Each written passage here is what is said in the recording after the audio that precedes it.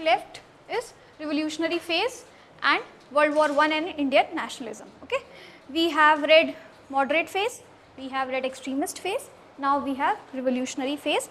और उसके बाद वर्ल्ड वॉर वन जो हुआ है उसका क्या इफेक्ट पड़ा इंडियन नेशनल मूवमेंट पे, ठीक है. That incident is quite crucial if you talk about the course of Indian national movement, क्योंकि वर्ल्ड वॉर वन ने बहुत सारी चीज़ें चेंज की नेशनल मूवमेंट में या नेशनलिज्म में. इनफैक्ट हम देखते हैं वर्ल्ड वॉर वन तक जितने भी लीडर्स थे, चाहे वो मॉडरेट्स हों या एक्सट्रीमिस्ट हों, they were in the favor of Britishers in some or the other manner, because moderates तो इसलिए favor में थे because they saw supporting Britishers as their duty, ठीक है. But extremists were in the favor of Britishers because they thought that in return of favoring the Britishers in World War I, they might get self rule. Okay? लेकिन world war one के ख़त्म होते ही दोनों में से कुछ fulfil नहीं होता है. And then we see certain movements जैसे खिलाफत मूवमेंट, ठीक है, then non cooperation movement, then we see Rowlatt Act जिसके अगेंस्ट जलियांवाला बाग में जो प्रोटेस्ट हो रहा था उसमें मैसेकर होता है, ठीक है. All of these incidents one by one ये एक्यूमुलेट होते हैं and then we see later एक मास मूवमेंट हम देखते हैं which was quit India movement, ठीक है. सो पहले हम रिवोल्यूशनरी फेज से शुरू करेंगे.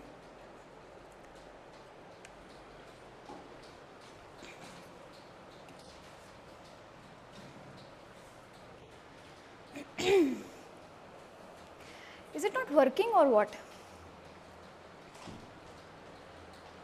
इसका फ्लैप नीचे करना Priyanshu. Get that flap down. हाँ, इसका रेगुलेटर भी नहीं है I guess.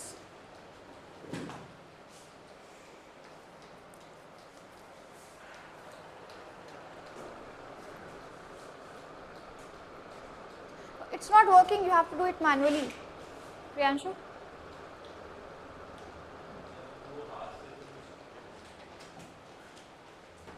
I don't think it is working. इसमें सेल नहीं है.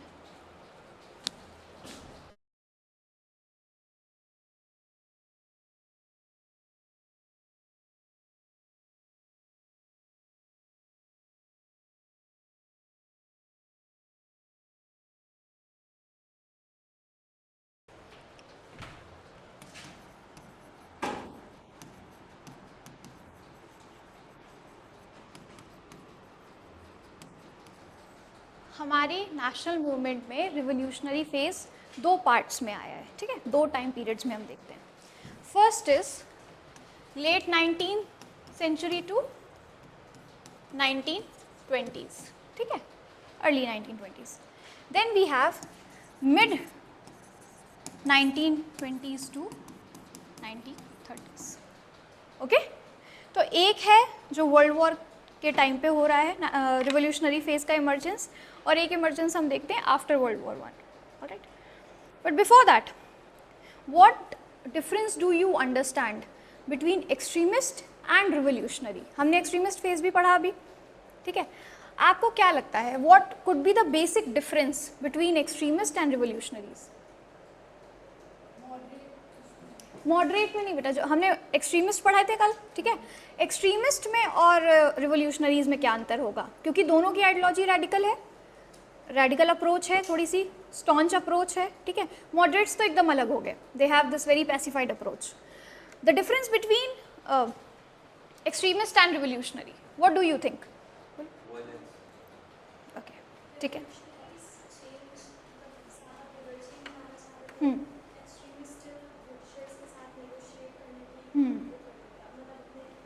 हाँ, कुड बी सम एक्सटेंट. इसको ऐसे हम फ्रेम कर सकते हैं कि एक्सट्रीमिस्ट जो थे वो in return of some favour they were ready to support Britishers, ठीक है, अप टू सम एक्सटेंट.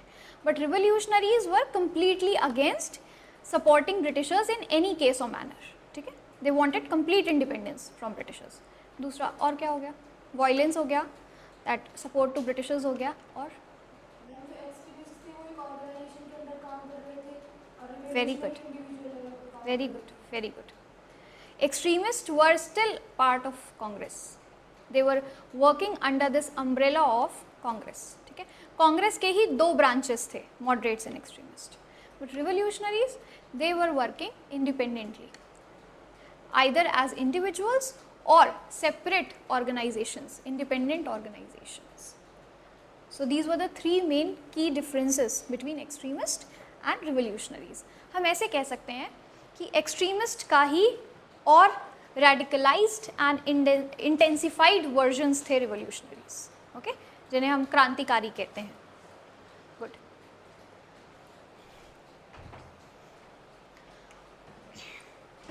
थोड़ा सा लिख लो, put a heading, revolutionary phase in Indian national movement.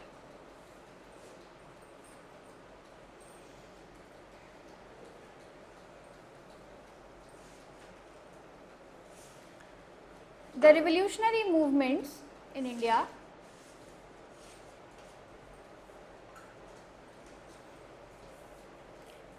were characterized by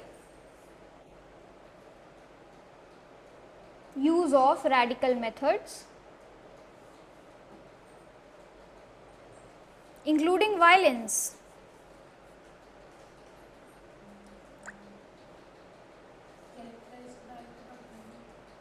sorry beta, characterized by use of radical methods, including violence, to oppose British colonial rule.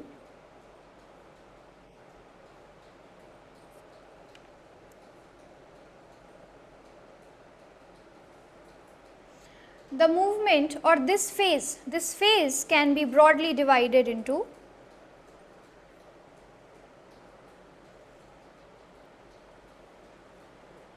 two time zones or 2 time period.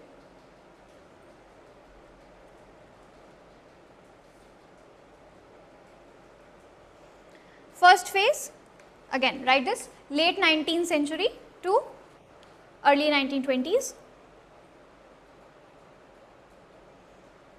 and second is mid 1920s to early 1930s.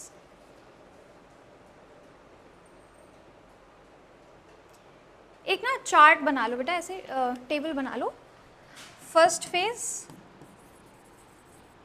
और second phase, इसमें क्या difference थे first phase के movements में और second phase के movement में, वो लिख लेते हैं, तो it will be easier to understand. First phase में लिखना, this phase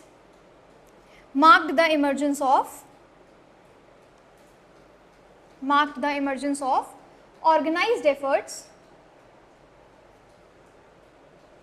to achieve independence through militant. This phase marked emergence of organized efforts to achieve independence through militant and violent means.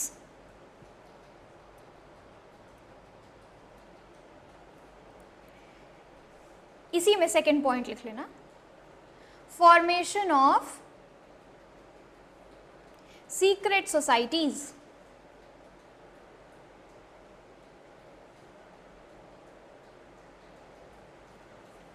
Comma, rise of revolutionary activities,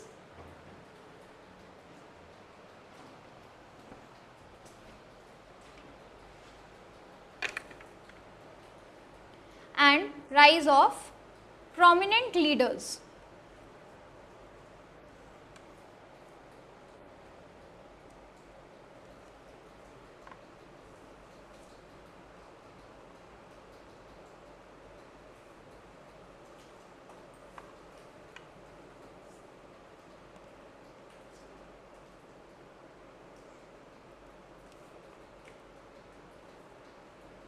second phase में लिखना,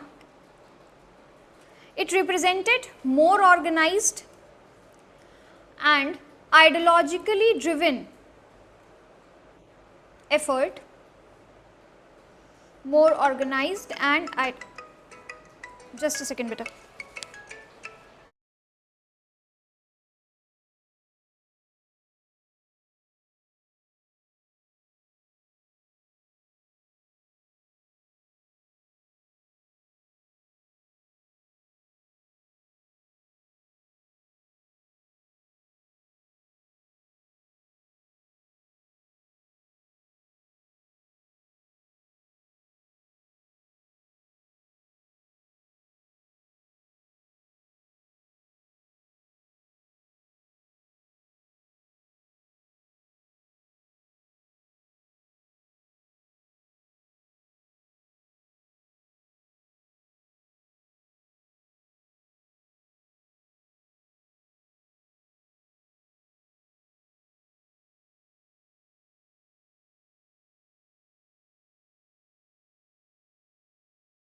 Second phase लिख लिया, organized and ideologically driven effort to achieve independence.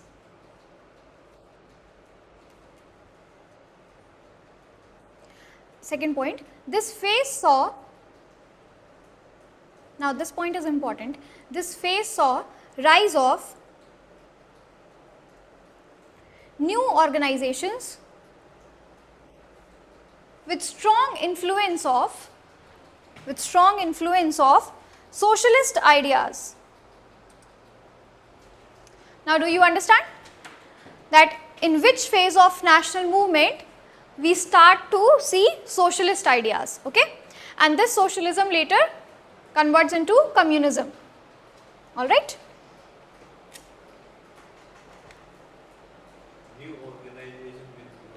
New organizations with strong influence of socialist ideas.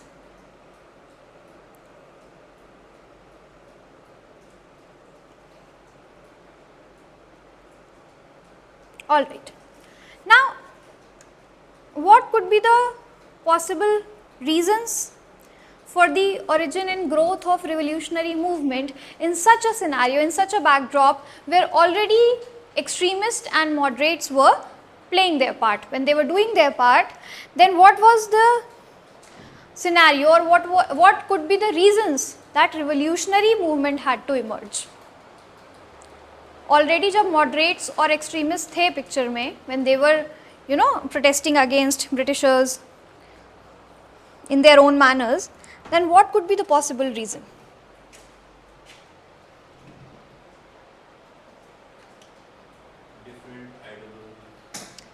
Different ideologies. Moderates and extremists already had different ideologies.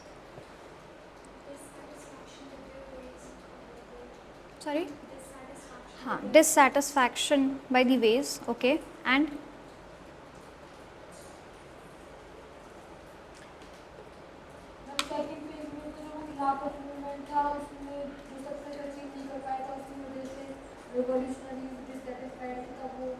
very good.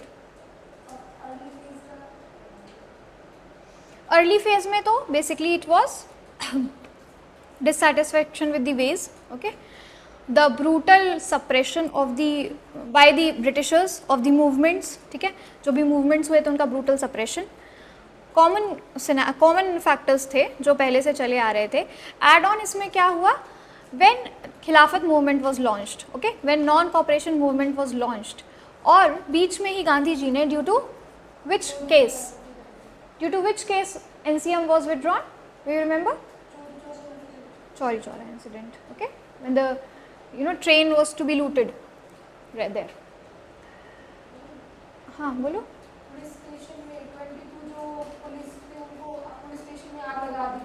Oh, am I confusing it with Kakori Kand? Sorry.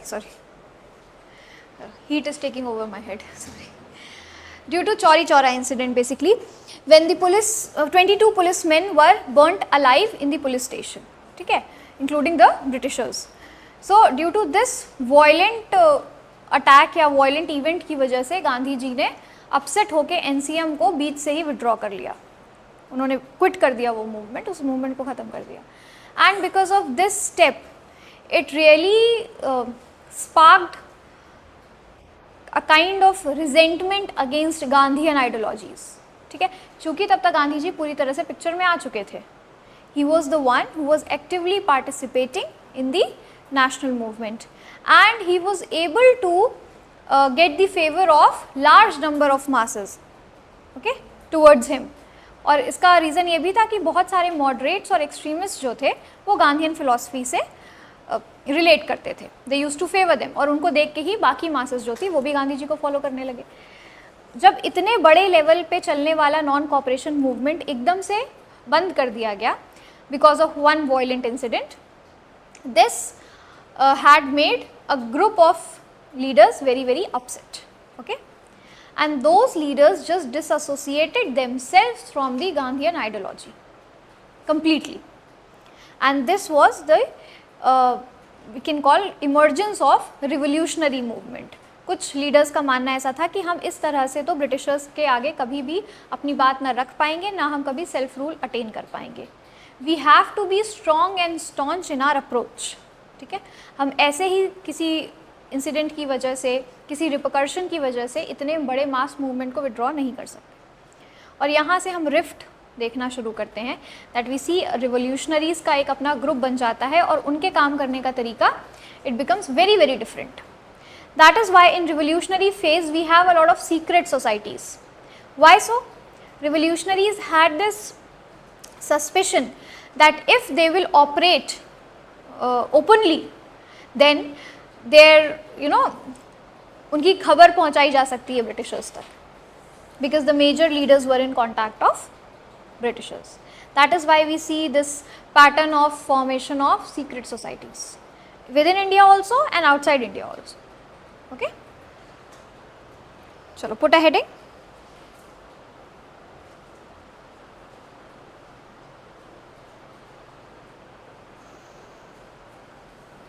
Reasons for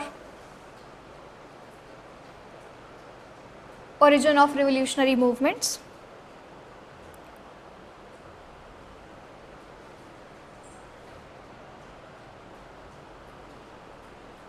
First is colonial repression. Colonial repression.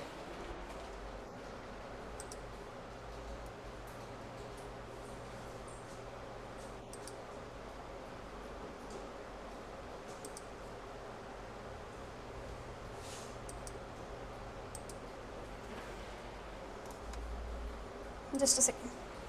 Okay. The British government's repressive measures. The British government's repressive measures fueled this resistance.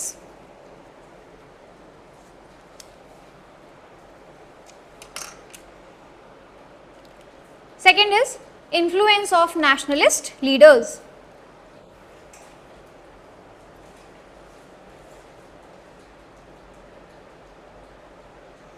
Influence of nationalist leaders. Leaders like Bal Gangadhar Tilak advocated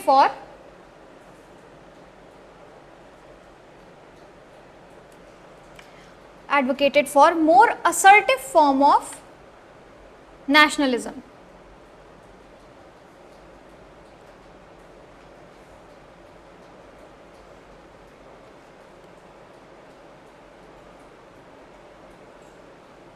Next is global inspiration. It is that same point जो हमने last time लिखा था, inspired by international revolutions, ठीक है, like Russian revolution and all. इसको explain करने की ज़रूरत नहीं है. हाँ बेटा, global revolutions. कल भी हमने ये point लिखा था ना, international events वाला. It is the same point, ठीक है.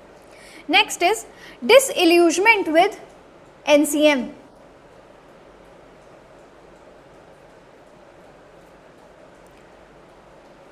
Suspension of NCM by Gandhi, Mahatma Gandhi in 1922.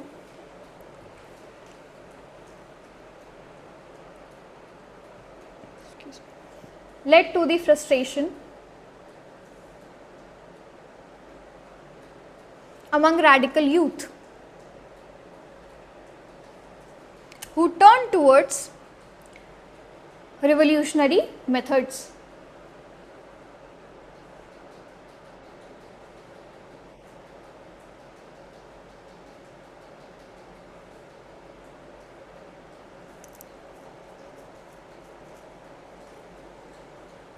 ठीक है, these were a few reasons for the origin and emergence of revolutionary movement.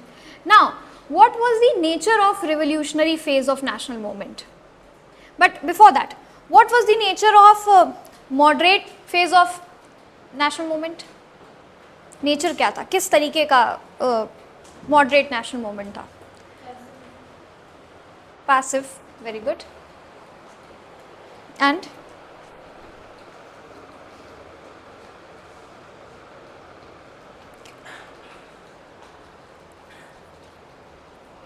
passive and Priyanshu? नहीं, nature क्या था, nature से मेरा मतलब है कि क्या स्ट्रक्चर था, क्या आइडियोलॉजीज थी, क्या उनके काम करने का तरीका क्या था।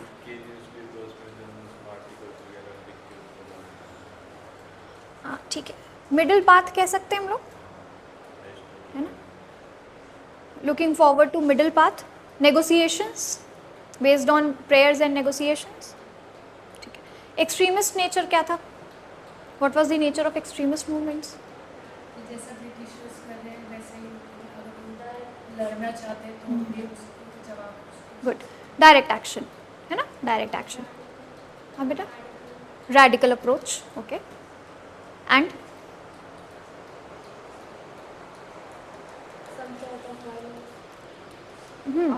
कह सकते हैं, कह सकते हैं, yes, some sort of violence. Demand of self rule, है ना, मॉडरेट में अगर हम देखें, it was demand of participation in decision making, कि हमें डिसीजन मेकिंग में पार्टिसिपेट करने दिया जाए, हमें भी काउंसिल का मेंबर बनाया जाए, ठीक है ना, हमारे लिए जो डिसीजंस लिए जा रहे हैं एटलीस्ट इंडियंस को उसमें पार्टिसिपेट करने का मौका मिले। एक्सट्रीमिस्ट में क्या बदला कि वी वांट सेल्फ रूल, ठीक है, हमें खुद रूल करना है। कमिंग टू रिवोल्यूशनरी अप्रोच, उसका क्या नेचर हो सकता है आपके हिसाब से?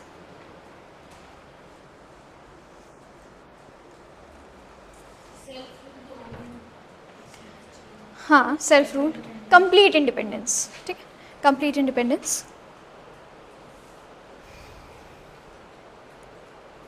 And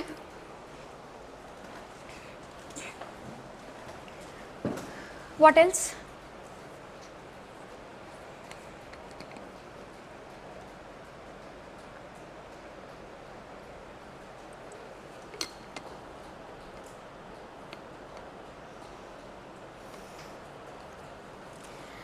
socialist and communist ideology, then communist, है ना, इससे पहले कहीं भी सोशलिज्म की बात नहीं हुई है। What do you mean by socialist ideology? That the property should be in control of government, state welfare, very good. यानी कि हमें कंप्लीट इंडिपेंडेंस भी चाहिए और हमें कैपिटलिज्म जैसा कोई फॉर्मेट नहीं चाहिए, ठीक है ना, हमें प्राइवेट ओनरशिप नहीं चाहिए प्रॉपर्टी की। All the major property, all the asset of the country should belong to the government, और गवर्नमेंट उसको स्टेट वेलफेयर के लिए यूज़ करेगी, ठीक है। इस अप्रोच के साथ रिवोल्यूशनरी मूवमेंट शुरू हुआ था कि कंप्लीट इंडिपेंडेंस के बाद भी ऐसा ना हो कि कोई सर्टेन ग्रुप या सर्टेन फैमिली या कोई एक इंडिविजुअल के हाथ में सारी ताकत आ जाए। We want socialist form of government, ठीक है, और बाद में वो धीरे धीरे कम्युनिज्म में भी चेंज हो जाता है। Put a heading, nature of revolutionary movements.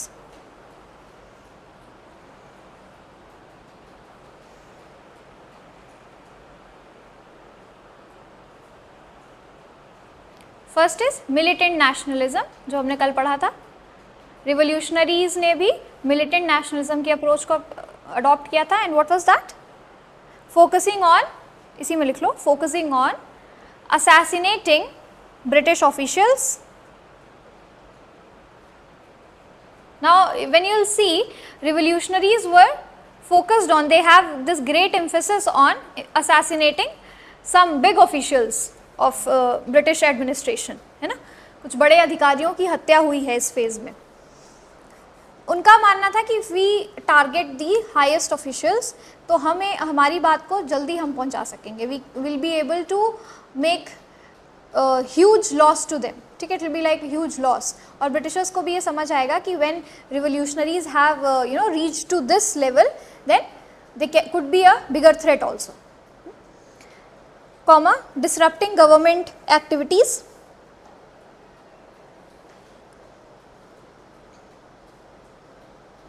and inciting uprisings.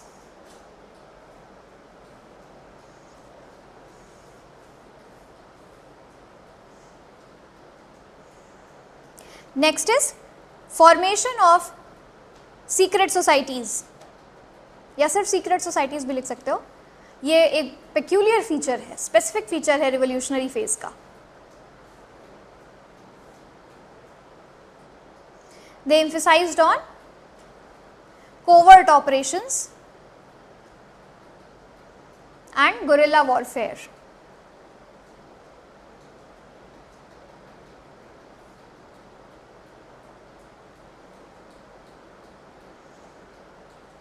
Next is socialist ideology.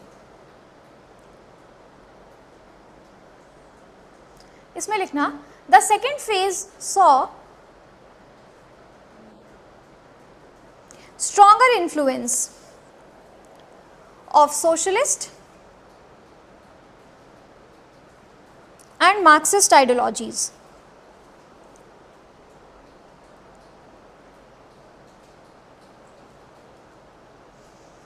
Last point है ऑर्गेनाइज्ड आर्म्ड स्ट्रगल.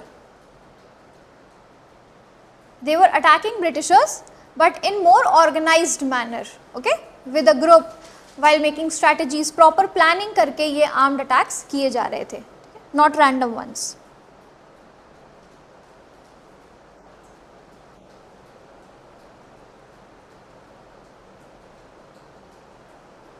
ओके जो ऑर्गेनाइजेशंस हैं इससे रिलेटेड और जो लीडर्स हैं again you will get that in a chart. ठीक है, वो मैं नहीं लिखवाऊंगी अभी. इसमें रिवोल्यूशनरी मूवमेंट में एक और चार्ट है जो मैं दूंगी आपको अबाउट द केसेस, मतलब कौन कौन से रिवोल्यूशनरी मूवमेंट हुए हैं बेसिकली. ठीक है ना, जैसे अलीपुर बॉम्ब केस होता है, काकोरी केस होता है. ठीक है, then we have this Saunders का असैसिनेशन होता है, ऑल ऑफ दिस. हाँ बोलो बेटा.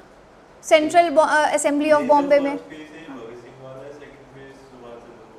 नहीं सेकेंड फेज में सुभाष चंद्र बोस नहीं आए अभी बेटा पिक्चर में, नॉट हिम.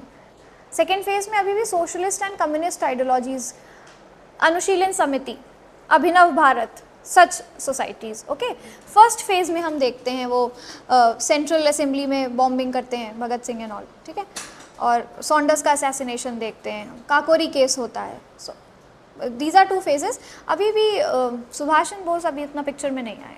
ठीक है, now what was the reason of decline of this revolutionary movement? Not for a very long period of time हम देखते हैं कि ये सस्टेन करते हैं. ठीक है ना, so there must be some reason. जबकि मॉडरेट्स और एक्सट्रीमिस्ट भी कुछ हद तक हम देखते हैं they sustain in the picture for a longer period of time, but revolutionaries का इतना लंबा सस्टेनेंस नहीं है. Why so? एक तो बहुत कॉमन रीज़न है ब्रिटिश सप्रेशन. ठीक है, जितने रिवोल्यूशनरीज थे उनको हंट डाउन किया गया, अरेस्ट किया गया, दे वर किल्ड, टॉर्चर्ड. और क्या हो सकता है? लीडर्स अप फ्रंट नहीं आ सकते थे. थोड़ा इलैबोरेट करना है इस चीज़ को. जैसे अगर जो लीडर्स थे वो अप फ्रंट नहीं आएंगे तो वो और यूथ को कैसे वो करेंगे कि आधा वहाँ से मिलता हो. हाँ, सीक्रेट सोसाइटीज़. ठीक है, because the organisations were to be kept hidden. ठीक है ना, वो बहुत ही अपफ्रंट होकर काम नहीं कर सकते थे. Okay good. और एक बड़ा इंपॉर्टेंट पॉइंट है. हाँ बेटा, वर्ल्ड वॉर 1 नहीं, वर्ल्ड वॉर 1 के बाद भी हम देखते हैं रिवोल्यूशनरी एक्टिविटीज़. हाँ तो फिर आर्म्स तो वैसे ब्रिटिशर्स ने एक्ट वगैरह बना दिए. गुड. ईजी एक्सेस नहीं था उन्हें वेपन्स का. It was not very easy to collect the weapons and all. ठीक है, और क्या हो सकता है?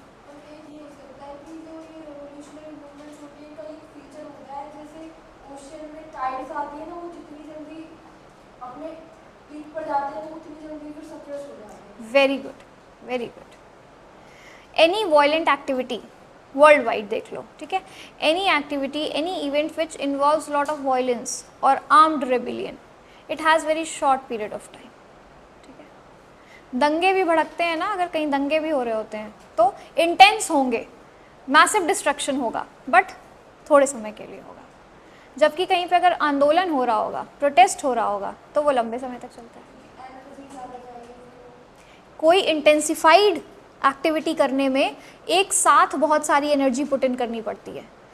बहुत सारे मासेस को, बहुत सारे लोगों को एक साथ जोड़ना होता है when you perform such intensified activity. Okay, but masses का बहुत जल्दी उससे मन भी हट जाता है और हम ये कह सकते हैं they get tired of it very easily. Life loss, property loss, इससे बहुत जल्दी डीमोटिवेशन आता है. ठीक है. Violence does not affect a person unless it happens to him. ठीक है. हिंसा तभी तक किसी को अफेक्ट नहीं करती है जब तक वो उसके साथ या उसके किसी अपने के साथ ना हो रही हो. एक बार अगर किसी व्यक्ति की प्रॉपर्टी डैमेज हो जाए, घर जल जाए, घर डैमेज हो गया, दुकान डैमेज हो गई, उसके परिवार का कोई व्यक्ति चला गया वायलेंस में, वो तुरंत बैक ऑफ कर लेगा. गांधी जी की यही पॉलिसी थी. उनके मूवमेंट की पॉलिसी क्या होती थी? जब वो पीक पे थे तभी कुछ कर रहे थे. नहीं नहीं, प्रोटेस्ट, पीस प्रोटेस्ट. आंदोलन करो, ब्रेक करो, फिर प्रोटेस्ट करो, क्योंकि प्रोटेस्ट करने में एनर्जी लगती है. इससे पहले कि लोग अपने आप को उससे डिसएसोसिएट कर लें, you give a break to it. ठीक है. तो उनका ये होता था कि आप थोड़े दिन प्रोटेस्ट करिए, आप टेक अ ब्रेक, ट्रूस जिसे कहते हैं, शांति का माहौल बनाएं, फिर प्रोटेस्ट करें. Because any kind of such event और activity which involves lot of people, it is very important that such people, those people remain motivated and energized. Okay. Now I'll give you a very funny example. Have you seen the CJP protest at Jantar Mantar? Cockroach Janata Party का protest देखा? Have you seen it in the media? देखा पूजा? नहीं? But where do you live? Where do you live? Do you have access to internet? फिर तो क्या देखा? अच्छा, what is the whole fiasco about, ये पता है क्या है? केस क्या है? हाँ, लॉयर नहीं वो चीफ जस्टिस ने बोला था. हाँ, like cockroaches, some are on social media, some are here there. हाँ, कि तो पता ही नहीं बेटा तुमको. He is an Indian residing abroad. ठीक है. तो उसने ये टर्म को पकड़ के पार्टी बना दी कि okay we all are cockroaches, हम सब यूथ हैं. हाँ. So the thing is now we all know कि वो भी प्रोपेगेंडा चल रहा है. I hope you know this. वो कोई कॉज से नहीं हो रही है, कोई अच्छे कॉज से कॉकरोच जनता पार्टी नहीं बनी है. That person was associated with आम आदमी पार्टी बिफोर. पिछले साल तक वो आम आदमी पार्टी से जुड़ा हुआ था. Okay. Then he went to US I guess. ठीक है. अब्रॉड गया वो अपनी पढ़ाई और जॉब के लिए, जो भी है. और फिर वहाँ पे उसको एक ही got hold of this word and फिर उसने ये फियास्को क्रिएट किया. So it is a very very strategized thing. यहाँ पे कुछ भी मास वेलफेयर के लिए नहीं हो रहा है. Now have you seen the nature of that protest जो जंतर मंतर पे हुआ? आप देखना उसको. ठीक है. You will find it very fishy. People have collected over there. पहले तो इतना ज़्यादा रकस क्रिएट किया गया, क्योस, कि हमें परमिशन नहीं मिलेगी. Because when you have to protest peacefully you have to take permission from Delhi police. ठीक है. जंतर मंतर प्रोटेस्ट साइट है, ऐसे ही वो है, शाहीन बाग है. बट अगर आपको प्रोटेस्ट भी करना है तो आपको पहले परमिशन लेनी पड़ती है दिल्ली पुलिस से. आप इंश्योर करेंगे कि किसी तरीके का वायलेंस नहीं होगा, पुलिस वहाँ पे प्रोटेक्शन के लिए रहेगी. अगर पुलिस को लगा तो वो बंद भी करवा सकती है प्रोटेस्ट को, ऐसे करके. तो इन्होंने बहुत केओस क्रिएट किया कि हमें तो परमिशन ही नहीं मिलेगी, वो नहीं. बट इनकी परमिशन पहली बार में ही अप्रूव हो गई. ठीक है. Now that person who is leading this, ठीक है ना, अभिजीत दिपके नाम है शायद उसका ना. हाँ. तो ही केम फ्रॉम US. लोग इकट्ठा हुए एंड प्रोटेस्ट जो है, प्रोटेस्ट का टाइम उन्होंने शायद शाम को 5 बजे तक मांगा था. 3 बजे ही पूरी वो जगह साफ़ हो गई. People have left. ठीक है. Nobody was there at 3 PM only. So the point over here is it is very difficult to channelize the mass. ठीक है. Instagram पे कितने लोगों ने फॉलो किया? It had huge following, massive following within 24 hours or 48 hours. ये जैसे ही उसने डिक्लेयर किया पार्टी का, उसके 24 या 48 घंटों में मैसिव फॉलोइंग थी उसकी. बट ऑन ग्राउंड कितने लोग आए? Very few. My point is it is very difficult. जब आप ऐसी चीज़ें देखते हैं तब आपको रियलाइज़ होता है कि एक्चुअली हमारे फ्रीडम फाइटर्स ने या जो नेशनल मूवमेंट के लीडर्स थे उनके बातों में, उनकी आइडियोलॉजी में एक्चुअली सब्सटेंस था। दैट इज़ वाई इतने बड़े बड़े मूवमेंट्स चले इतने लंबे समय के लिए। The last movement which I remember which has sustained for a very long period of time was the movement led by Anna Hazare against corruption, जिससे अरविंद केजरीवाल निकले हैं। ओके ये भी कहते थे जो था अन्य हजारा वाला मूवमेंट था, ये वर्ल्ड सिनेरियो से वो ज़्यादा रिफ्लेक्ट था कि एक वेव चल रही थी वर्ल्ड में चेंज की। कुड भी, क्योंकि हमने ग्लोबल रिसेशन जैसे इश्यूज देखे थे उससे पहले। करप्शन अपने पीक पे था, specially in the government offices. Red tapism था। रेड टेपिज्म पता है ना, लाल फीताशाही, कि एक काम को होने में कितना समय लग जाता है, एक जगह से दूसरी जगह पास होगी फाइल, फिर पास होगी, फिर फाइल ही पास होती रह जाती है थ्रू डिफरेंट लेवल्स, उसको रेड टेपिज्म कहते हैं। और जो करप्शन ब्राइबरी थी ही, अभी भी है, वी कैन नॉट डिनाई, अभी भी है, बट मैं कुछ जगहों पे देखती हूँ कम है। दिल्ली में तो है मतलब दिल्ली में कूप कह सकते हो, कह सकते तो और जगह पे भी हुआ था मुझे देखो exactly I am not aware of the world at that time, मुझे उस समय का नहीं याद है, even I was very young, ठीक है, तो मैं ये तो नहीं बता सकती कि उस समय कहाँ पे क्या चल रहा था, but it was a massive movement in context of our country, क्योंकि मुझे लगता है इंडिपेंडेंस के बाद पहला ऐसा मूवमेंट था। Could be, why not? Every movement is inspired by some or the other movement of other countries. चाहे आप कोई वर्ल्ड में भी देख लो, कितने सारे मूवमेंट्स हुए हैं, कितने रिवोल्यूशंस हुए हैं, वो कहीं ना कहीं एक दूसरे से इंस्पिरेशन होते लेते ही हैं, कहीं ना कहीं एक दूसरे से इंस्पायर होते ही हैं।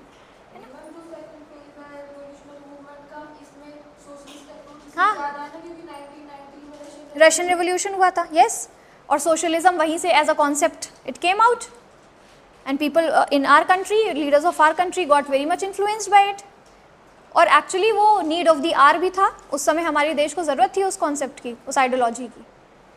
सो yes, our second phase of revolutionary movement was influenced by Russian revolution of 1990। Okay, हाँ बेटा, हाँ sure sure,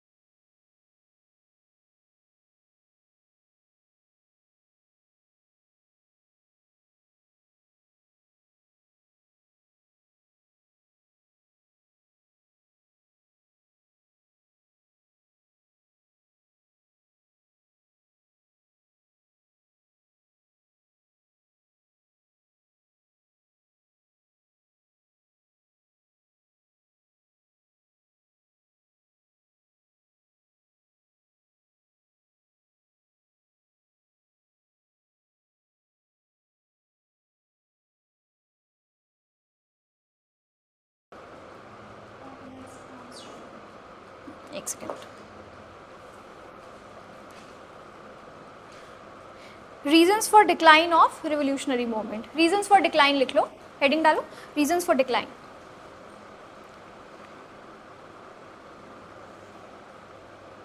first is repressive measures,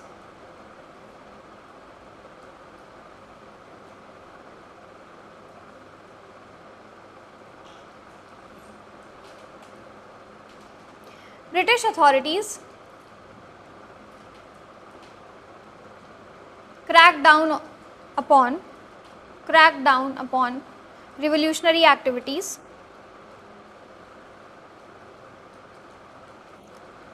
through mass arrest and executions.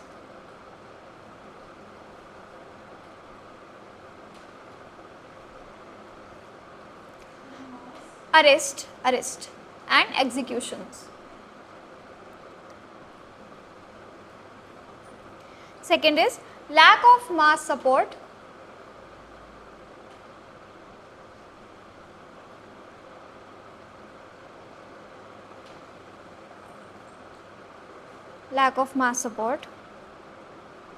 the movement's reliance on, इसी में लिख लेना, the movement's reliance on violent methods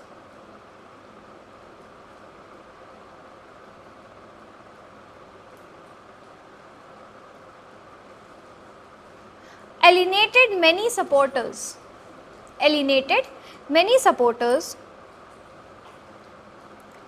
who were inclined towards Gandhian approach.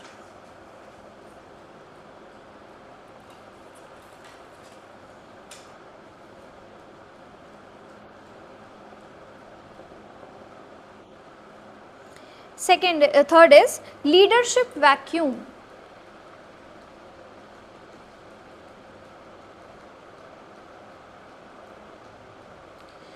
The capture या the arrest लिखना, capture नहीं, the arrest and execution of key leaders weakened the movement.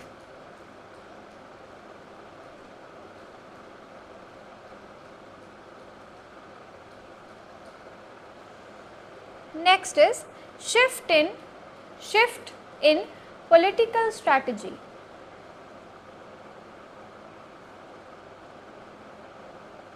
Now this is important. इसी में लिखना INC under Gandhian approach. INC under Gandhian approach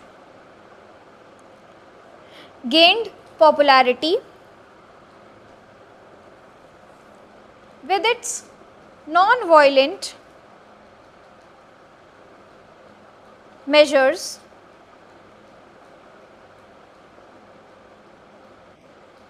which sidelined the revolutionary movements. Basically अब तक क्या हुआ है, गांधी जी जो है वो पूरी तरह से पिक्चर में आ गए हैं, ठीक है.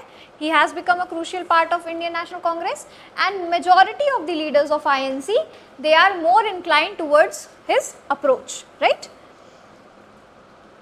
All right. Okay, this was your revolutionary movements, ठीक है. Now we have World War I and Indian nationalism.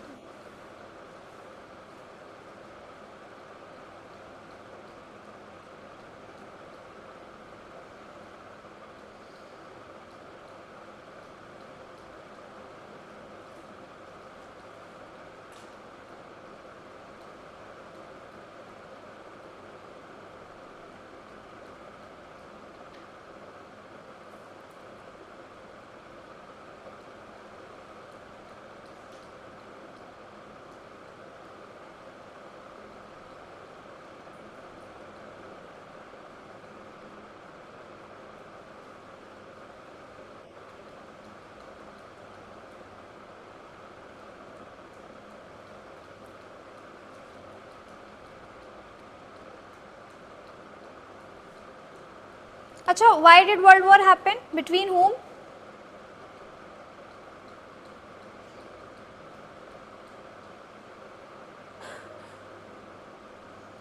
किनके बीच हुआ था वर्ल्ड वॉर?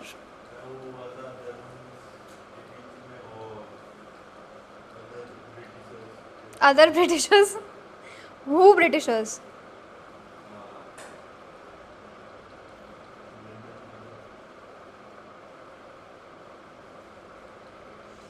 ब्रिटेन का अलायंस किसके साथ था? दूसरी साइड पे कौन थे? ठीक है, Germany was the major one जिसके अगेंस्ट ब्रिटिशर्स लड़ रहे थे, ब्रिटेन था. So one side it is Britain, one side it is Germany, but along with them दोनों साइड पे और भी कंट्रीज थी ना. कौन कौन सी बताओ? नहीं बेटा, Japan was on this side, on the side of allied. हाँ, later I'm talking about World War I. Britain, France, Italy, yes, Axis powers and allied उसमें देखते हैं. ये जो टर्म है, की टर्म है, हम सेकेंड वर्ल्ड वॉर में देखते हैं. But yes, allied powers were there and then there was Germany, Austro Hungary and Ottoman Empire एक साइड पे थे. ठीक है, दूसरी साइड पे ब्रिटेन के साथ कौन थे? Britain, France, Italy, Japan and later US ने ज्वाइन किया था. Russia was there but in secondary role. ठीक है, Russia was there. Russia majorly emerge हुआ है आपके सेकेंड वर्ल्ड वॉर में. Russia was there from the side of Britain. ठीक है, बाद में फिर वो यूएस और रशिया का आपस में होता है सेकेंड वर्ल्ड वॉर के बाद, तो दैट बिकम्स कोल्ड वॉर. ठीक है, एक हेडिंग डालो, world war one and Indian nationalism.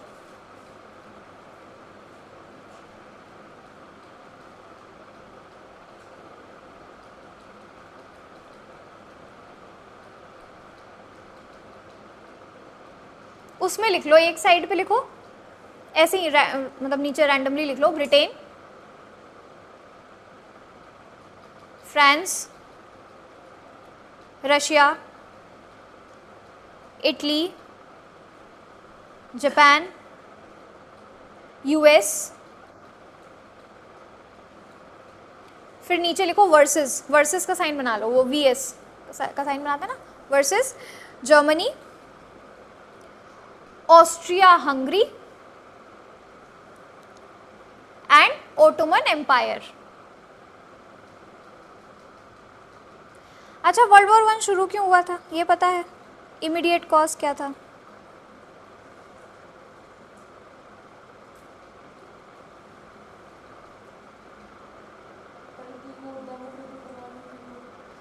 नहीं नहीं, नेपोलियन कहाँ आया इसमें? वर्ल्ड वॉर वन शुरू क्यों हुआ था? ओके, ऑस्ट्रिया हंगरी के जो वो थे एम्परर थे और उनकी जो वाइफ थी, उनका पब्लिक असैसिनेशन हुआ था. आर्क ड्यूक फर्नांडिस नाम था उनका, और उनकी वाइफ का वो अपने ऐसे भ्रमण पे निकले होंगे अपने राज्य के, and they were publicly assassinated. ठीक है, and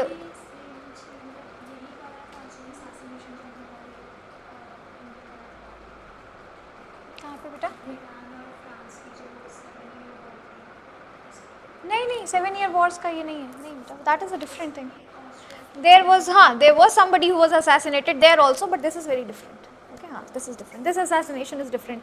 So Austro-Hungarian king was assassinated along with his wife. Okay, and in this what happened, जब चूँकि ऑस्ट्रो हंगेरियन एम्पायर जो था वो जर्मनी का अलाय था. ठीक है, तो Germany attacked over Britain, suspecting the attack, कि ये अटैक सस्पेक्ट किया गया था कि ब्रिटेन की तरफ से हुआ है, ये असैसिनेशन जो है वो ब्रिटेन की तरफ से हुआ है. So Austro Hungarian Germany attacked over Britain. ठीक है, काउंटर में. अब once Germany attack there, Britain ने काउंटर किया, और ब्रिटेन को सपोर्ट करने के लिए उसके अलाइज एक साथ थे, और यहाँ पे जर्मनी को सपोर्ट करने के लिए ऑस्ट्रो हंगेरियन और ऑटोमन एम्पायर यहाँ पे साथ था. ठीक है, सो दिस हैपेंड. और सेकेंड वर्ल्ड वॉर क्यों हुआ था?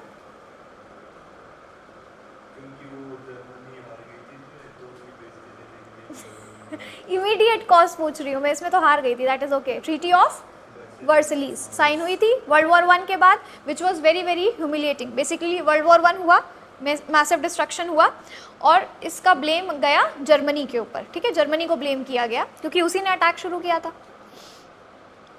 जर्मनी को बहुत ज़्यादा वॉर पेनल्टी भरनी पड़ी, और अपने कुछ एरियाज़ भी छोड़ने पड़े थे. ठीक है, अपनी कुछ टेरिटरीज देनी पड़ी थी.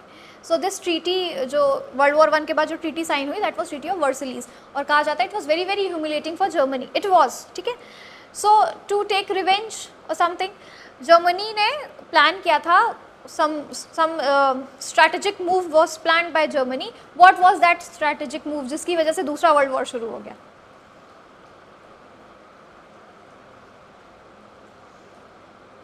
बोलो.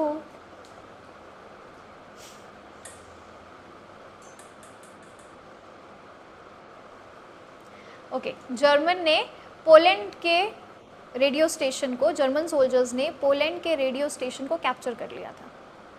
ओके, और वहाँ से एक फेक न्यूज़ स्प्रेड की गई that either it was Russia or some, I guess it was Russia. So Germans had spread this news that Russians had attacked over Poland. Okay, so पता किया धराया जर्मनी का ही था. So उन्होंने capture किया radio station रातों रात और एक ही फेक न्यूज़ स्प्रेड कर दी और एकदम से वॉर इरप्ट हो गई. और रिजल्ट हमें पता है, it was massive destructive, massively destructive. ठीक है, एंड कैसे हुआ?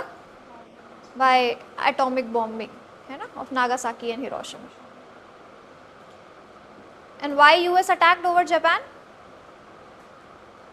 जबकि आप देख रहे हो फर्स्ट वर्ल्ड वॉर में US, Japan, Russia, they are all on one side with the ally. Yes, Japan ने यूएस के नेवी पोर्ट को, विच वॉज पर्ल हार्बर, उस पर अटैक किया था और रात को अटैक किया था. Whereas during the war guidelines थी कि रात में कोई अटैक नहीं होगा. But Japan had bombed the naval base of US navy which was known as Pearl Harbor. So US lost its major warships उसमें. And to counter this attack, so guidelines said there will be use of no atomic weapons and there will be no attacks in the night. But Japan attacked in the night and US countered with atomic attacks. Okay.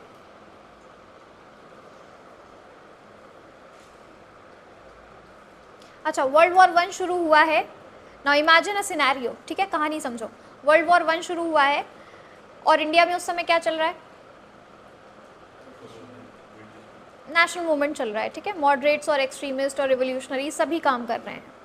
All right, now in this pretext Britishers का जब war चल रहा है, they need soldiers, they need more army. तो उन्होंने Indian soldiers को भेजा, because British army में यहाँ पे तो इंडियन सोल्जर्स ही थे. अब Indian soldiers, they were not ready to go. Why? Because over sea journey को हमारे यहाँ पे it was seen as against the religion. ठीक है, कि समुद्र पार करना धर्म के खिलाफ है. अच्छा, इसका नोशन पता है क्यों कहा जाता था ऐसा?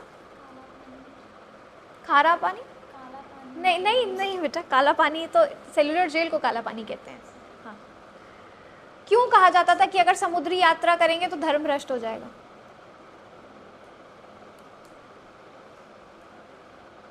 नहीं, because Indians sepoys were either Hindus और Muslims. When you will travel through sea, you will be dependent on seafood. आपको वेज नहीं अवेलेबल होगा. ओके, एंड कहीं कहीं पे मुस्लिम कम्युनिटी में सी फूड नहीं खाते हैं वो लोग. ठीक है, they do not consider it to be हराम अकॉर्डिंग टू देयर रिलीजन, हलाल अकॉर्डिंग टू देयर रिलीजन. ठीक है, जैसे वो पोर्क नहीं खाते हैं, वैसे सी फूड भी कुछ सर्टेन मुस्लिम सेक्शंस में नहीं खाते. So that is Y. Now what happened? Indian soldiers को कन्विंस करने के लिए, अब अगर ब्रिटिशर्स फोर्स करते, इंडियन सोल्जर्स को फोर्सफुली लेके जाते, तो दोबारा से रिवोल्ट हो सकता था, जैसा रिवोल्ट ऑफ 1857 में हुआ था. ठीक है, so the best way was to convince the leaders कि आप, आईएनसी उस समय अपने फुल फ्लेजेड फॉर्म में थी. ठीक है, उसका स्ट्रॉन्ग होल्ड हो चुका था इंडियन सोसाइटी में. So it was very much easier to convince the leaders of Congress so that वो सोल्जर्स को कन्विंस कर लें. ठीक है, this was done. And at that time INC में दोनों तरह के लीडर्स थे. एक्सट्रीमिस्ट ग्रुप भी था, मॉडरेट्स भी थे. And somehow moderates and extremist both got convinced. ठीक है, मॉडरेट्स कन्विंस हुए किस बात पे? कि हमारी ड्यूटी है, जो ब्रिटिशर्स के साथ हम नेगोशिएट कर रहे हैं and they are promising us to listen to our demands, to fulfil our demands, it is our duty to help them. So moderates started convincing the soldiers on this pretext, whereas extremist ने demand रखी that after world war 1 we want self rule. Britishers promise that. Okay, और इस pretext पे extremist ने convince किया. So the result was that Indian soldiers were sent to world war 1. and we have seen many soldiers, and many is also a short term, a small term. Numerous soldiers, thousands and thousands of Indian soldiers have lost their life in World War I. But what happened after World War I?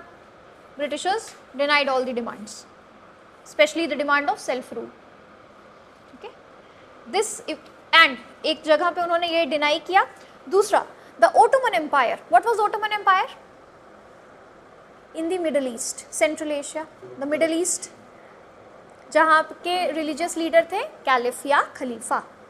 तो आपकी जो मुस्लिम countries हैं सारी, Uzbekistan, Kazakhstan, Turkmenistan, all of this was under one empire जिसको Ottoman Empire कहते थे. ठीक है, और उसमें हाईएस्ट लीडर कौन थे? खलीफा. ठीक है, एंड खलीफा was also seen as the supreme religious leader of Islamic world. जैसे इस समय पे पोप है for the Christians, so Christians of all over the world, of all countries listen to the pope. Pope जो भी कहेंगे वो सारे ही क्रिश्चियंस फॉलो करेंगे, नो मैटर वो कहाँ रह रहे हैं. सेम फॉर दी खलीफा. खलीफा को प्रॉफिट मोहम्मद का डिसेंडेंट माना जाता था. सो वॉट एवर खलीफा use to say, it was like it had to be followed by the Muslims of all the world, all over the world. Now Britishers attacked over Ottoman Empire और उन्होंने Ottoman Empire को ख़त्म किया और खलीफा को गद्दी से हटा दिया. ठीक है, so basically now there is no position of Khalifa, there is no Ottoman Empire. Now this sparked unrest all over the world in Muslim community. ठीक है, तो पूरे वर्ल्ड के मुस्लिम्स ने इसके अगेंस्ट प्रोटेस्ट करना शुरू किया और उसी की वेव इंडिया भी पहुंची. तो इंडिया के जितने भी मुस्लिम लीडर्स थे उस समय कांग्रेस में और वैसे भी individual leaders, they started to protest against Britishers in India. Reason was कि उन्होंने खलीफा को हटाया था, बट वो प्रोटेस्ट तो ब्रिटिशर्स के अगेंस्ट ही कर रहे थे. Now this was taken as an opportunity by Mahatma Gandhi. Mahatma Gandhi को लगा कि भले ही किसी भी रीज़न से हो रहा हो, बट प्रोटेस्ट तो चल रहा है ब्रिटिशर्स के अगेंस्ट ही ना. और इससे पहले 1905 में पार्टीशन ऑफ बंगाल हो चुका है, एक बारी हम हिंदू मुस्लिम टेंशन्स देख चुके थे. So Mahatma Gandhi saw this opportunity as a very good chance to rebuild the Hindu Muslim unity. Hindu Muslim को एक साथ लाने का एक बड़ा अच्छा मौका दिखा उन्होंने. खिलाफत मूवमेंट के साथ जो इंडिया में चल रहा था अगेंस्ट द ब्रिटिशर्स, उसी के साथ महात्मा गांधी ने लॉन्च किया नॉन कॉपरेशन मूवमेंट. ठीक है, and it was a step और a major to bring Hindus and Muslims together, कि हम भी मुस्लिम्स को सपोर्ट कर रहे हैं ब्रिटिशर्स के अगेंस्ट प्रोटेस्ट करके. ठीक है, नॉन कॉपरेशन मूवमेंट में कैसे प्रोटेस्ट हो रहा था? We were boycotting the goods, we were boycotting the services. लोगों लॉयर्स ने अपनी प्रैक्टिस छोड़ी, लोगों ने अपने टाइटल्स छोड़े. एंड नॉन कॉपरेशन का मतलब था बेसिकली असहयोग करना. हम आपके किसी भी काम में सहयोग नहीं करेंगे. We will not pay the taxes, we will not pay the duties, we will not take admission in the colleges and schools established by the Britishers.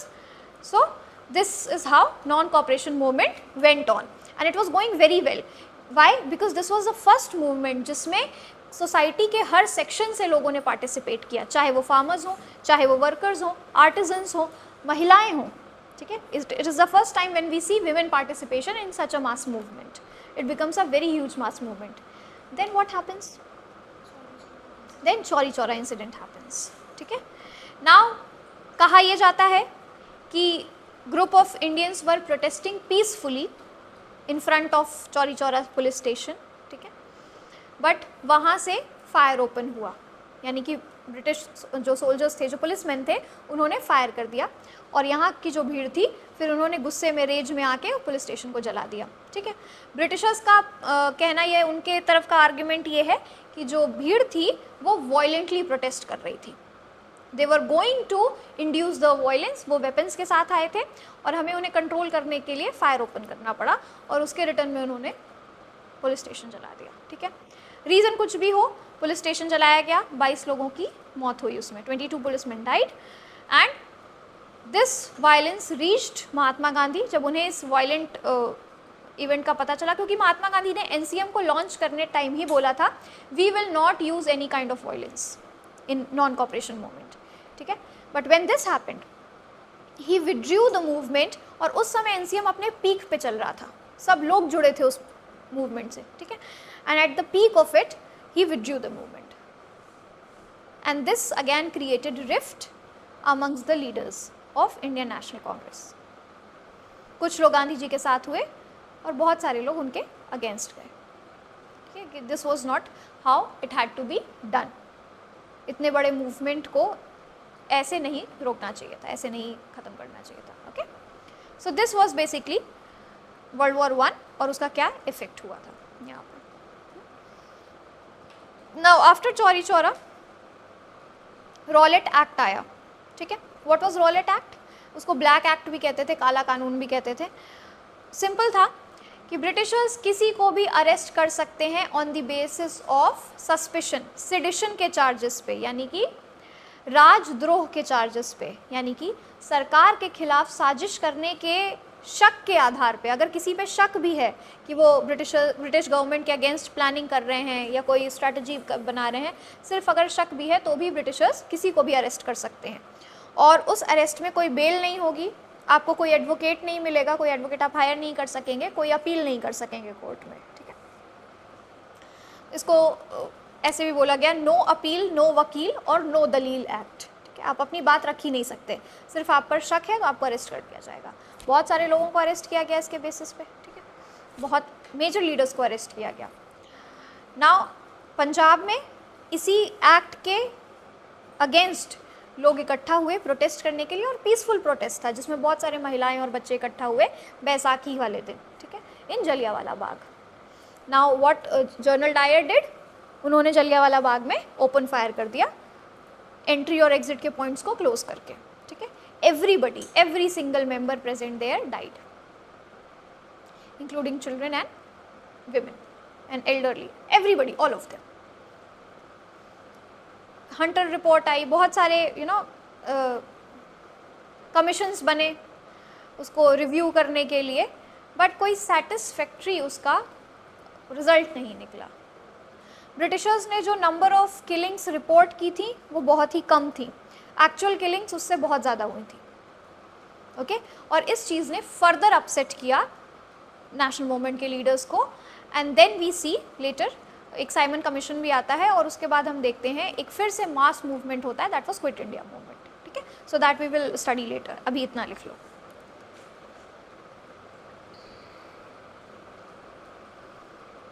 Put a heading, World War I and national movement. First point, World War I broke out in 1914.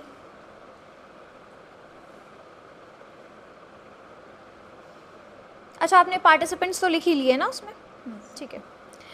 World War I broke out in 1914. This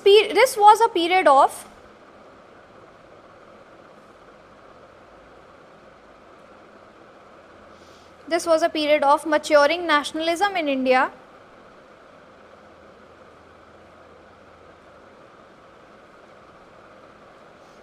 rise of Gandhi,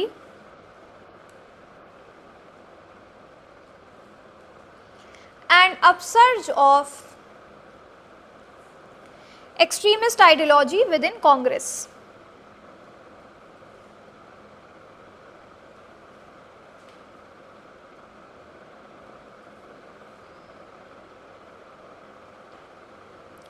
Next point, moderates in Congress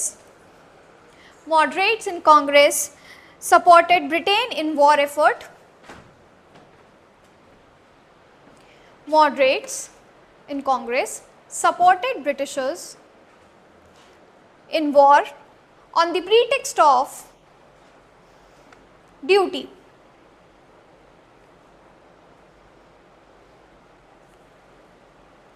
While extremists supported British. मैंने जो world war 1 है इसका सुना था मैंने कि है ना वो ये जो है वर्सलिस पेरिस में साइन हुई थी। क्या हुआ था? ट्रीटी ऑफ वर्सलिस पेरिस में साइन हुई थी। हाँ, तो हम ये कहते हैं कि जो फ्रांस था ना, फ्रांस और जो मतलब कि और जर्मनी की राइवलरी रहती थी। हाँ, और क्योंकि कुछ टेरिटरीज को लेके उनके बीच राइवलरी थी। हाँ, तो फिर मैं कंफ्यूज हूँ कि पता है क्या हुआ था कि ये जो पेरिस है ना, यहाँ पे ना जो इसके आसपास जर्मन और फ्रांस है, यहाँ पे मतलब इनके जो नेबर किंग थे, तो जब कोई वॉर था वो हार के आ रखा था, और इन्होंने जश्न मनाया था। ये इतनी मुझे अंदर की खबर नहीं है। तो फिर क्या हुआ था, तो जब फ्रांस हार गया था ना, फिर कोई यही ऑस्ट्रिया या यहाँ का किंग था, उन्होंने पेरिस में आके सेलिब्रेट करा था। वही मैं कह रही हूँ बेटा, तो मुझे पता नहीं इतनी कुछ इतनी अंदर की खबर मुझे है नहीं, मैंने हिस्ट्री किताबों से पढ़ी है, गॉसिपिंग आंटियों से नहीं सुनी है, मुझे नहीं पता किसने क्या सेलिब्रेट किया था, किसने क्या लड्डू बांटे थे। ठीक है, इट कुड बी सी, जलन से हो गई थी। हाँ जलन सी हो गई थी उनको। You take history on a very humanitarian level बेटा। Could B.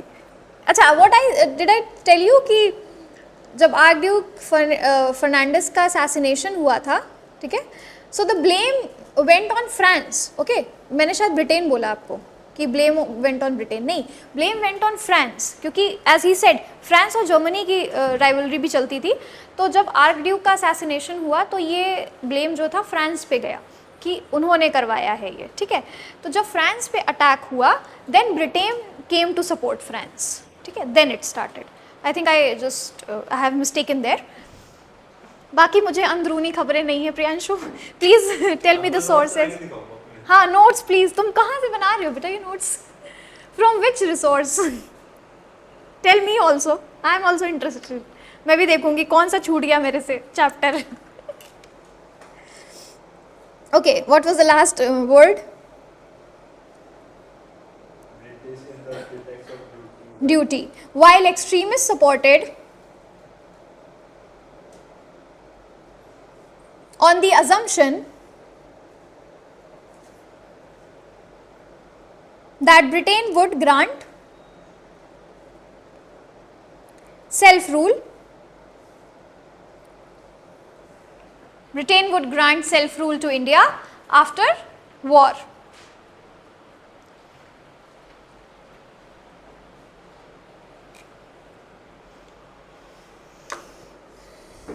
Okay, now put a heading: impact of World War I on Indian nationalism.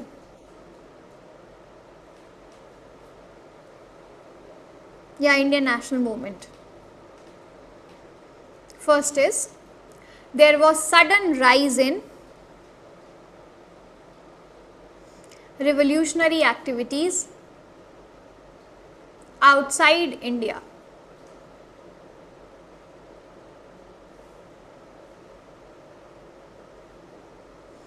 आपको मैंने बताया ना, कुछ रिवोल्यूशनरी ऑर्गेनाइजेशंस भारत से बाहर भी बने थे, ठीक है। So one of the major ones amongst them was Ghadar party, ठीक है, जो नॉर्थ वेस्ट प्रोविंस में बनी थी। North west province is your this Pakistan, जो इनिशियली इंडिया का पार्ट था, उस प्रोविंस में। वहाँ पे एक रेड शर्ट मूवमेंट भी चला था, हिंदी में लाल कुर्ती मूवमेंट भी कहते हैं उसको।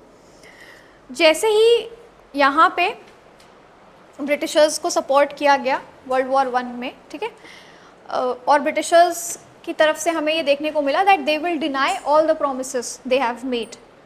तो बाहर जो रिवोल्यूशनरी ऑर्गेनाइजेशंस बने थे, या उस समय कुछ नए और भी बने, ठीक है, उन्होंने बहुत तेज़ी से काम करना शुरू कर दिया था, because they were very very sure that britishers are not going to help India. So they have started to work on their own level outside India to fuel the revolutionary movement within India. Alright, लिख लो इसमें।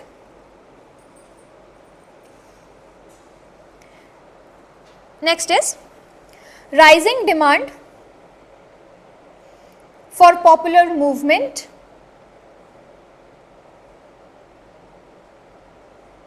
and passive mood of moderates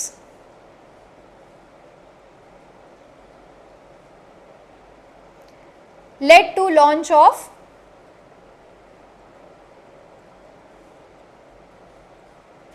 home rule movement by Tilak and Annie Besant। कब launch हुआ था ये? इन 1916, ठीक है, 1916 में, जब इन्होंने देखा कि वर्ल्ड वॉर वन के बाद भी कोई फ़ायदा नहीं है, ठीक है, और मॉडरेट्स का जो तरीका है वो वैसे ही पैसिव है। देन बाल गंगाधर तिलक और एनी बेसेंट ने 1916 में ये होम रूल मूवमेंट लॉन्च किया, दो जगह पे, one in Chennai, one in Bombay.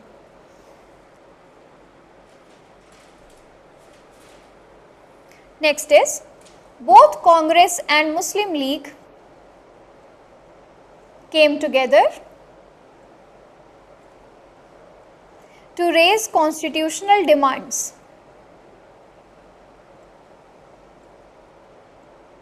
और किस सेशन में हुआ था आईएनसी के? लखनऊ पैक्ट में, ठीक है, थ्रू लखनऊ पैक्ट 1916, लिख लो। To raise constitutional demands through Lucknow pact 1916।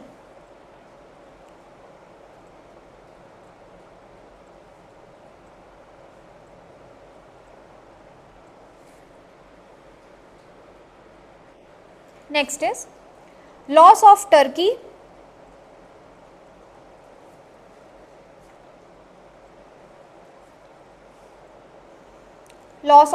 and denial of the authority of Khalifa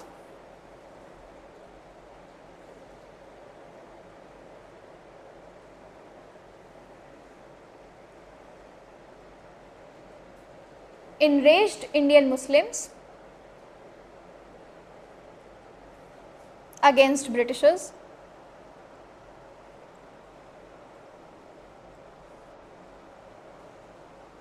This emotion was utilized by Mahatma Gandhi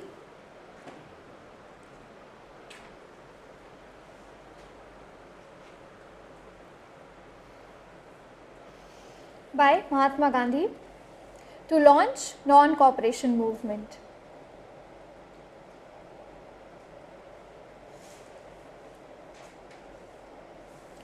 Which was one of the largest mass movement in India.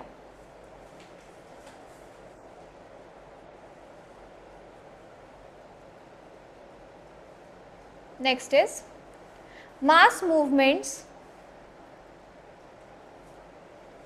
became new normal of Indians after World War I.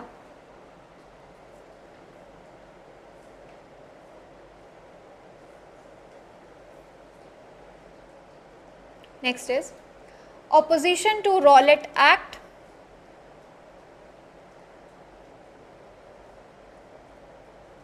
resulted in mass protest at Jallianwala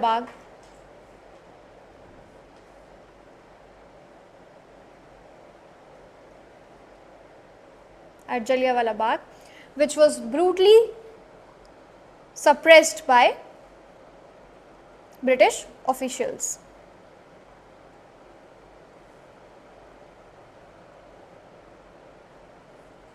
Next is rolling out of Montagu-Chelmsford reforms in 1919 was the beginning of expanding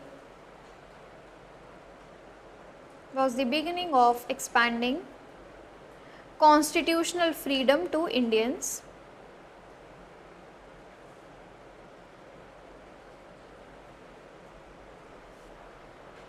It talked about voting rights and federalism.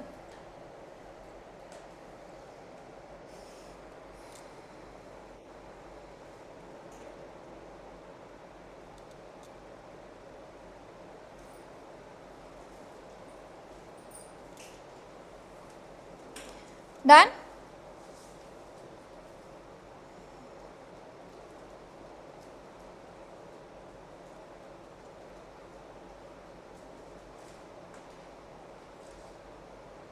कल गरिमा थी class में? Do you remember? नहीं थी?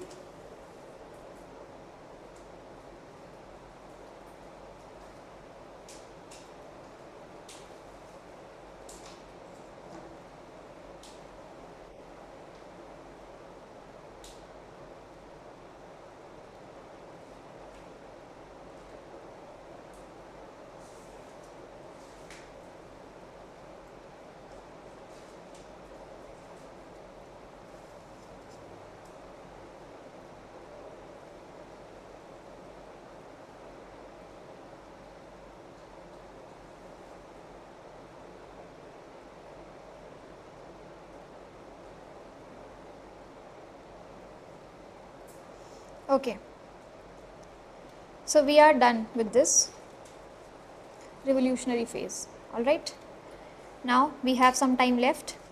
So you will write one question. इसके बाद हमें शुरू करना है गांधीयन फेज. ठीक है. That we will start from the next class. जो क्वेश्चन दिया था वो तो अभी लिखा नहीं होगा ना आपने. कोई नहीं, उसको नेक्स्ट क्लास में दिखा देना मुझे. अभी वी विल राइट ऑन. हाँ बेटा. अच्छा you written please.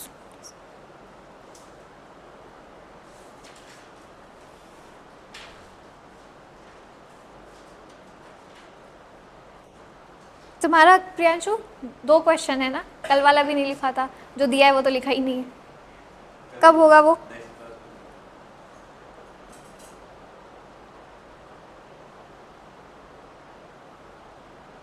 Wait, but I'll check. Let me give you one question then.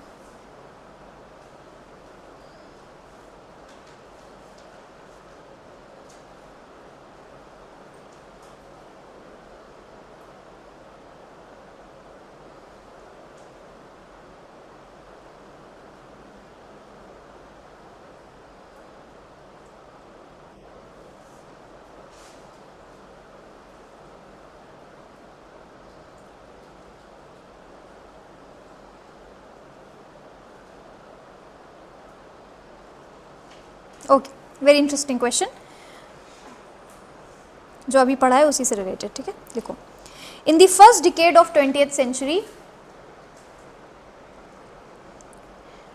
The atmosphere was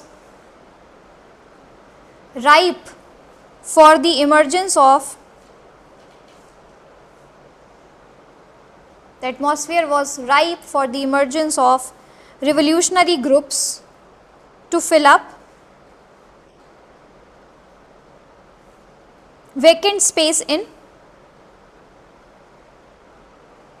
political map. Revolutionary groups to fill up the vacant space in political scenario या map कुछ भी लिख लो. political scenario of the country. critically examine.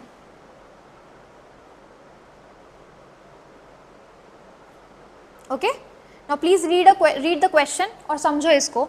first decade of 19th century 20th century का मतलब क्या है? This whole 19 आपके ये स्टार्टिंग 19th सेंचुरी से लेके लेट 19th सेंचुरी से लेके योर कंप्लीट 1930s तक जितने रिवोल्यूशनरी मूवमेंट हुए हैं. ठीक है, अभी मैंने आपको चार्ट नहीं दिया है, वो तुम हेल्प ले सकते हो गूगल से उसको लिखने के लिए. अदरवाइज क्या बैकग्राउंड था जिसमें रिवोल्यूशनरी मूवमेंट शुरू हुए, उनके क्या फीचर्स थे, क्या फैक्टर्स रहे उनके इमर्जेंस के. ठीक है ना. What was the nature of their way to operate and why revolutionary movements were the need of that hour and what changes did they bring in the political scenario of that time.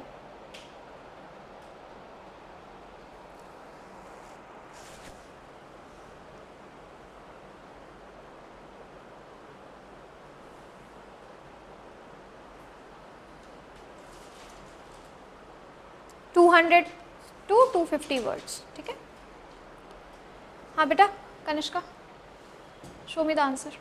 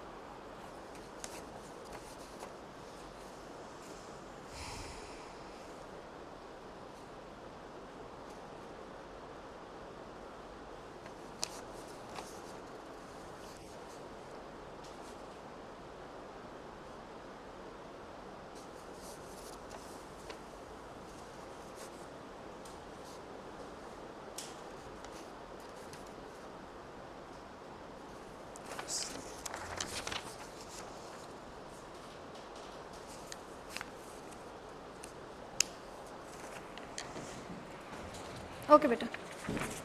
Well done. Well written. All the points are there. हाँ बेटा. What is open movement? After decline, the open movement, the younger.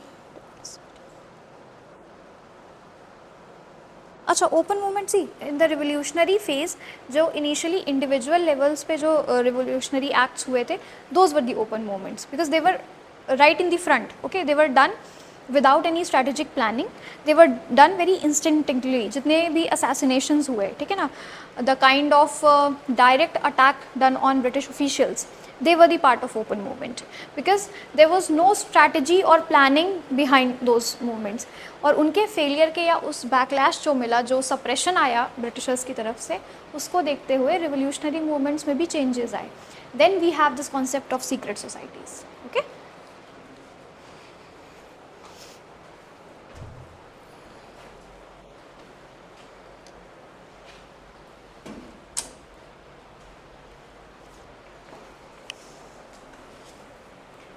आज complete कर लेना Priyanshu.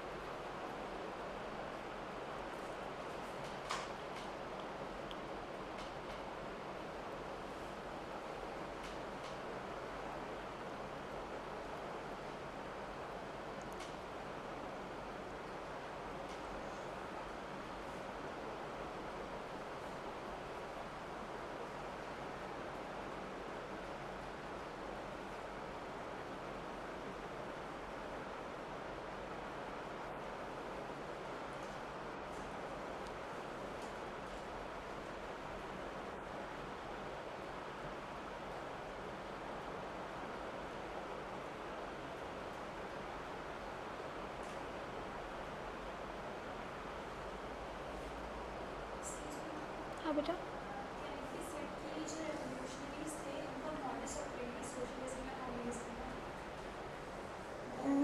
Modus operandi. नहीं, modus operandi was not socialist or communist. No beta, the ideological approach was socialist and communist, but their modus operandi was quite radical and aggressive, so to say. ठीक है.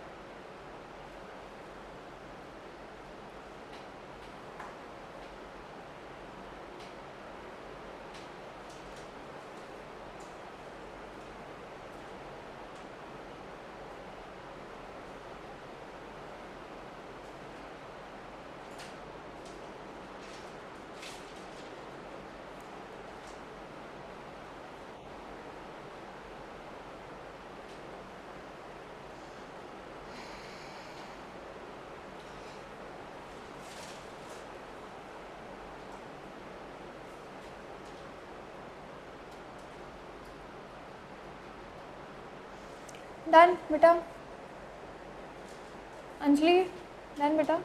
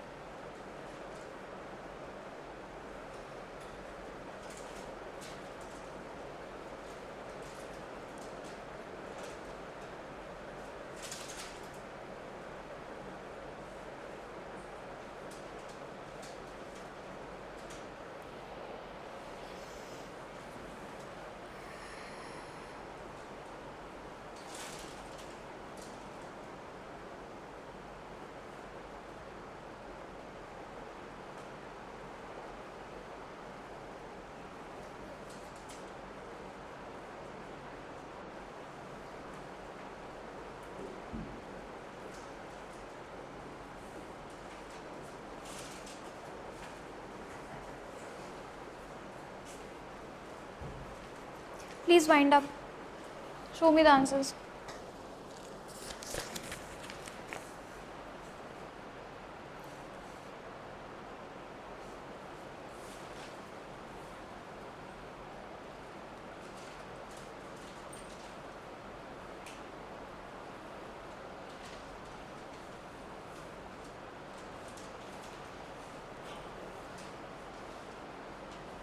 बेटा failure नहीं, direct word use नहीं करेंगे failure का, ठीक है, क्योंकि ऐसा नहीं था कि रिवोल्यूशनरीज़ के आने से मॉडरेट्स एकदम ही ख़त्म हो गए थे, ऐसा नहीं था ना।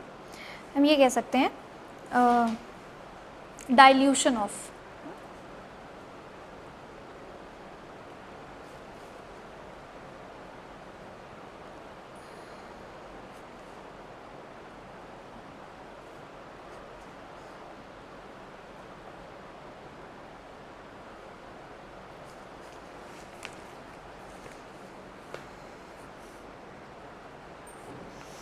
ठीक है। सी यू हैव रिटन वेल, लेकिन पूजा इसमें ना कुछ और कॉन्क्रीट पॉइंट्स ऐड किए जा सकते हैं। जैसे आपने डाइल्यूशन ऑफ मॉडरेट फेज़ लिखा है, ठीक है, अब उसमें आप ये ऐड कर सकते हो कि वर्ल्ड वॉर 1 के बाद मॉडरेट्स ने जो सपोर्ट दिखाया था वर्ल्ड वॉर 1 के टाइम पे, and britishers when they backed off from their promises, then it hurted the sentiments of people in India, ठीक है, which gave to rise to revolutionary activities. Alright, फिर आप ये भी बता सकते हो inclination of one group was not towards the Gandhian ideology या Gandhian approach. You have written well, but इसको और enhance किया जा सकता है. Don't worry, with the practice it will be done. ठीक है. प्रियांशु, हाँ अंजलि,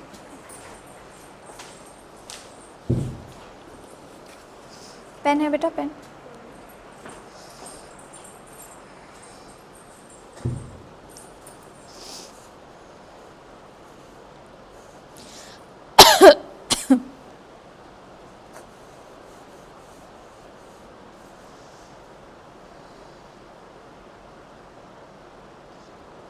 डैमेजिंग नहीं बेटा, do not use such negative words, मतलब एकदम आप इससे डैमेजिंग गवर्नमेंट प्रॉपर्टी, मतलब आप इंडियन रिवोल्यूशनरीज़ को बैड लाइट में दिखा रहे हैं, उनका बैड इमेज हो रहा है। डैमेजिंग गवर्नमेंट इंफ्रास्ट्रक्चर नहीं,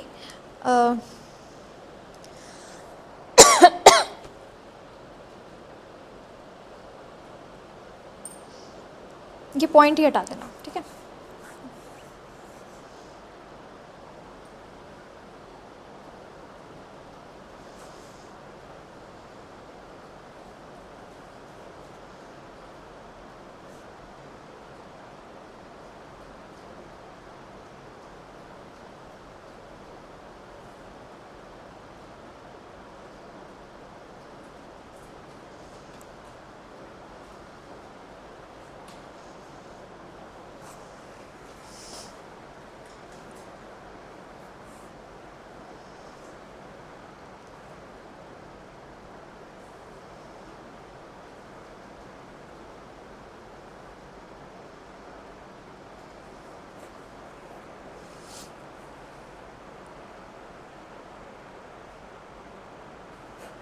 ठीक है, गुड।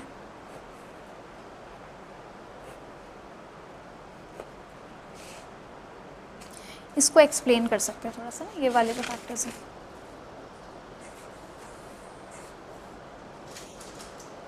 ठीक है, ऑलराइट, बाकी सब सही है, इसको एक्सप्लेन कर देना बाकी ठीक है। कनिष्का बेटा, डन।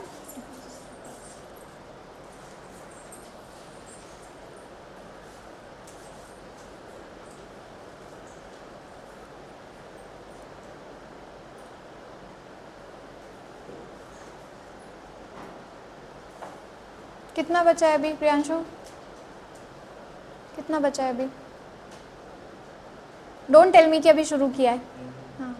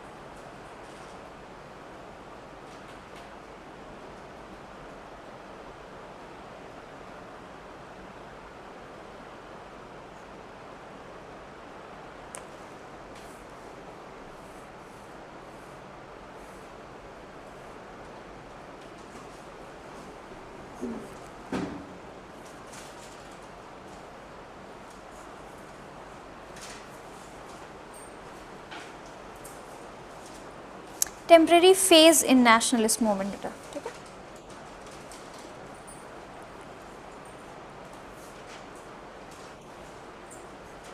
गुड।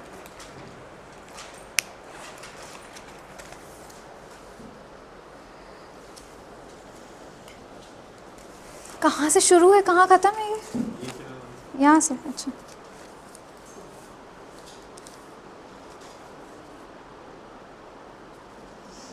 पहली बात तो जहाँ पे भी क्वेश्चन में लिखा है क्रिटिकली एग्जामिन, आपको कोई एक साइड के लिए बायस नहीं होना है, ठीक है। You have started your answer with yes in the first decade that atmosphere was ripe for the emergence of revolution. आपको आउटराइटली येस या नो नहीं कहना है बेटा, ठीक है।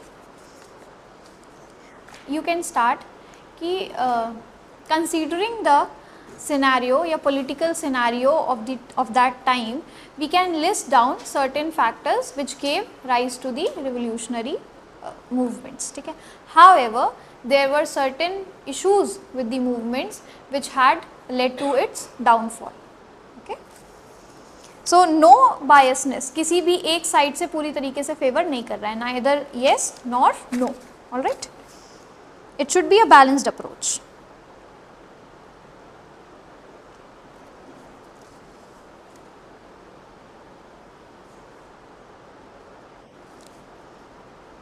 ठीक है, गुड।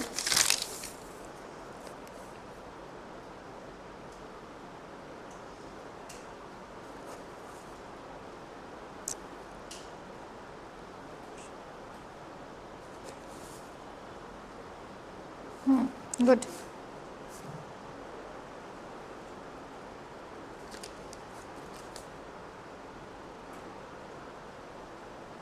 Independence, okay.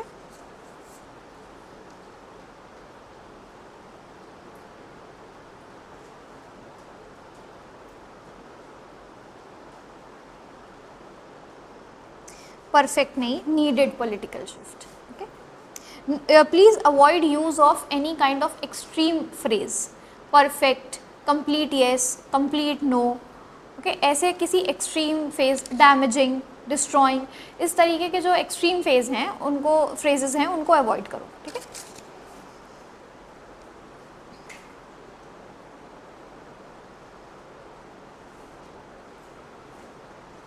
ठीक है, थोड़ा और बेटर हो सकता है बट इट्स ओके। अच्छा, tell me one thing, are you now able to get hold of answer writing? थोड़ा बहुत आ रहा है समझ में? You guys are writing well, okay, you are going well. And are you able to understand the concepts which we study over here? जब लिखते हो तो वो अप्लाई करने को समझ आ रहे हैं कि कैसे उसको आंसर्स में पुट करना है, ठीक है। Because the main objective is this कि जो हम यहाँ डिस्कस कर रहे हैं वो वर्ड्स में आप लिख पा रहे हो या नहीं लिख पा रहे हो, alright. We will keep this practicing, हम ये नहीं छोड़ेंगे। एंड अगेन PYQs जो हैं आपके प्रीलिम्स वाले वो आप अपना करते रहना, ठीक है, डोंट फॉरगेट दैट। चलो, okay, you can leave now.